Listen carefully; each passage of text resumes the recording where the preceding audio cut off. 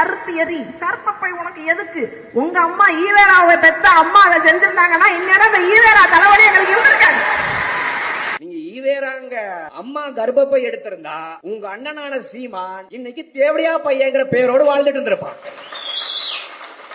சீமானுக்கு தேவடியா பையங்கிற பட்டம் வராம இந்த மண்ணில் தடுத்தது நீங்க சொல்லக்கூடிய ஈவேராங்களுடைய அம்மா. அந்த அம்மா கர்ப்பப்பை எடுத்திருந்தா சீமானுங்கிறவங்க மட்டும் கிடையாது, உங்க கட்சியில் இருக்கக்கூடிய அத்தனை பேரும் இன்னைக்கு தேவடியா பசங்களா தான் இருந்திருப்பீங்க.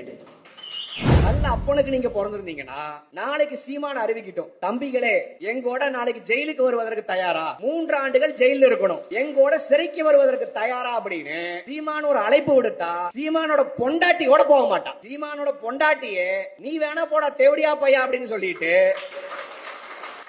நான் என்ன மைத்துக்கடா போகணும் அப்படின்னு செருப்பு புய்ய அடிச்சு துரத்துவான். நான் சொன்ன இந்த தேவடியா பையங்கிற இந்த வார்த்தையும் அத்தியாயம் 8 ஸ்லோகம் 415 பாப்பானுக்கு களை விடக்கூடிய, பாப்பானுக்கு எச்ச வேலை செய்யக்கூடிய இன துரோகிகளுக்கு இந்த பேரைத்தான் பாப்பா வச்சிருக்கான். இந்த எச்ச பையன் சீமானு இப்ப லைவ்ல பாத்துட்டு இருப்பான். ஒரு வாரம் தூங்க மாட்டான். தூங்க மாட்டேன் இல்லடா, ஒரு வாரம் தூங்க மாட்டான். அவ்வளவுதான்.